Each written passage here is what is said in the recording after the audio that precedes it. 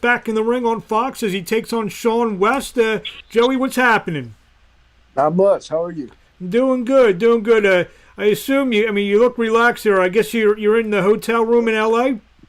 Yeah, I am. I'm here in LA in the bubble.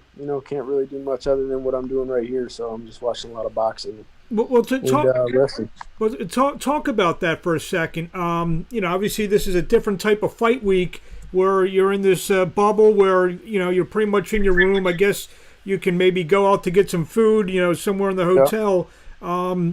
Talk about that. How's that different than what would be your normal fight week routine, say on a Wednesday before a Saturday fight? You know what? It's not much different for me because I usually be just kind of hanging out in the room. Anyway.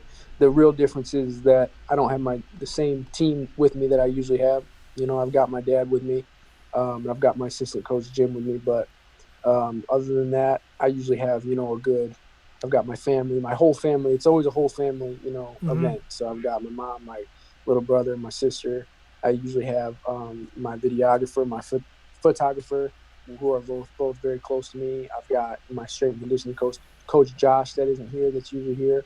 So it's a lot different than just being a lot more quiet of a week. Normally, I've got so many of my closest people with me. So Yeah, not having my little brother with me, it's just very different. yeah, I'm from Philadelphia, and I actually I worked the fight in Philadelphia you had in January. So I Yeah, do recall you definitely had a nice little stable of people with you. So yeah. a quick question I've asked a couple fighters in terms of shaking out that last week. Are you able to do the same things and lose that extra the last pound or two? Or are you able to go about your business the same way that way? Some people might not be able to, but we definitely made sure that we planned ahead and brought everything that we needed. We ended up getting a pretty good room, which was just lucky, and we got a big room, and I've got all the space I need to do my workouts. We got a bath. Most people didn't get baths in their rooms, so I can lose weight that way. And yeah, so we just my dad's really good at planning ahead and trying to make sure we have everything we need. So he made sure we were prepared. We got Shawn West this Saturday night on Fox. So what do you know about him? I know he was kind of a short notice replacement fighter. My last opponent tested positive for COVID, so this guy, there's not much film out there on him, but from what I've seen, it seems like he can take a good shot. And yeah, so I mean, it's not too um, much that I can really see off him. I just got to come in there and be prepared. You're 10-0 now. Obviously, you turned pro Yeah, at 18 years old. Are you sure. starting to feel you beside obviously there was a couple month layoff because of the pandemic everything, but you've been fighting pretty regularly. You finally you feel like you're like a real a pro in the sense that you're fighting every few months and your routine is kind of shaping up that way. Definitely, definitely. I feel like I'm sorry, sir. There you go. Definitely, I feel like I'm coming into myself as a pro, and I feel like I'm getting the experience. I feel like my experiences are bringing me to a point where I'm feeling pretty comfortable, and I feel like I there's not too many more surprises that can happen necessarily in the ring. I feel like I'm getting stronger. I feel like I'm coming into more of my man body. I'm only 20, so I'm going to continue to develop. But as of right now, I feel like I'm getting stronger and stronger, and it's definitely makes me very confident. Obviously, a lot was expected from you. When you signed, with the PBC, and you were a ballyhooed prospect coming out of the amateurs, and then your Yeah, first year you won the PBC Prospect of the Year. All that combined, do you feel any pressure to not only win but perform at such a high level, whether it's knockouts or complete beatdowns, over the 6, 8 rounds, whatever you're scheduled for? yeah, definitely. There's always pressure. There's a lot of pressure coming from the outside. A lot of expectations of me. Sometimes people, it's unrealistic expectations that people on the outside that aren't doing, you know, this sport or not doing what I'm doing that are putting on me to do inside the ring. So at the end of the day, I think I'm just getting better at it and more used to it. It definitely affected me early on in my career, for sure. I'm still early on in my career, but earlier on in my career, I was definitely being affected by the expectations that I was carrying on my shoulders every time I got into the ring. I feel like I'm getting a lot better at it, and starting to realize that a lot of the expectations that are being put on me just aren't realistic, and I need my time to grow and improve and learn every time I get in the ring at my own pace and not be some kind of superhero. But You know? but whatever those expectations are, I mean, you feel that they are they'll be attainable, in the future, and in terms of winning world championships and. Oh, definitely, absolutely. When I say unrealistic expectations, I mean being 100% perfect every time I step into the ring. Not one fighter is going to do that. You know what I mean? I turned pro when I was 17, and I've been learning as I go. And I turned pro young. Like I said, not a lot of people have to deal with the type of expectations that are put on you as a teenager when you're going in and getting in the ring.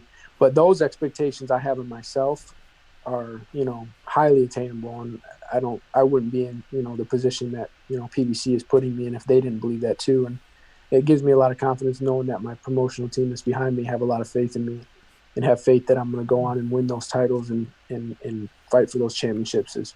And I just got to keep working hard. Do you think some of that's also was built in? You're 17, 18, 19, now 20.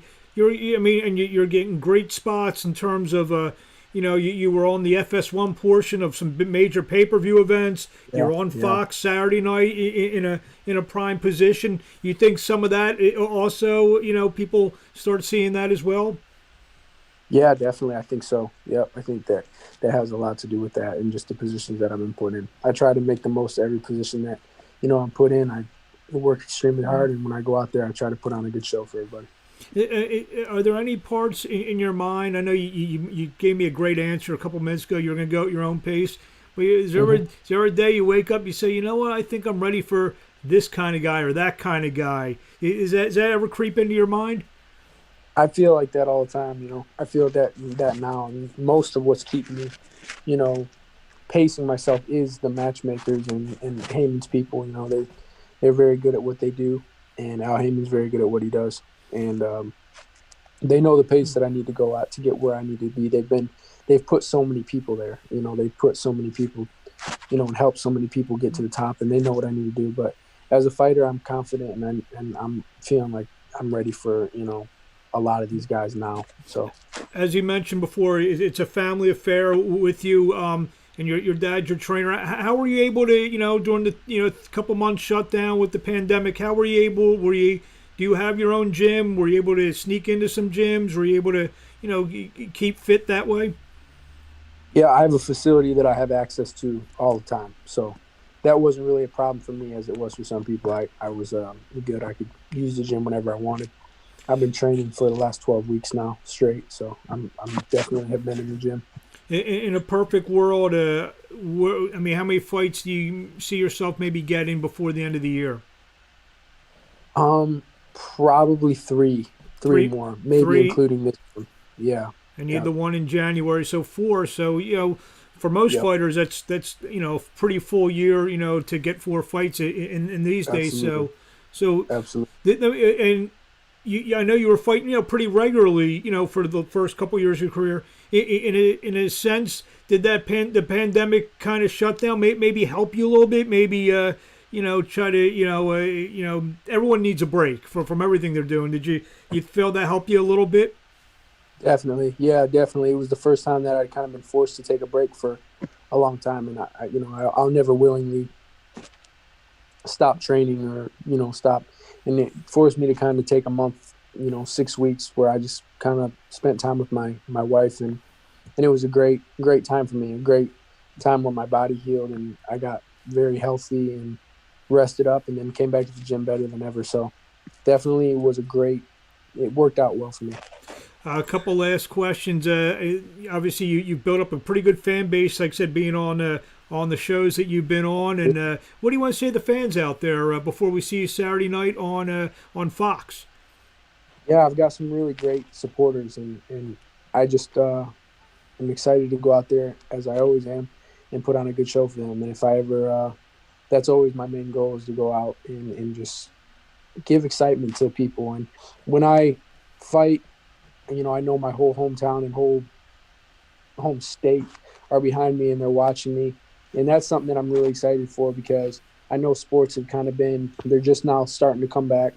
And it's always that was one of the things I said in another interview. It's like what you said about having the break.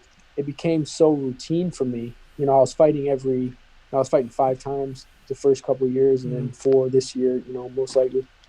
It was becoming so routine that I started to kind of stop. Like, it started to become normal. But now that we've had some time off, I'm like super excited to see the town the way that it is on a fight night.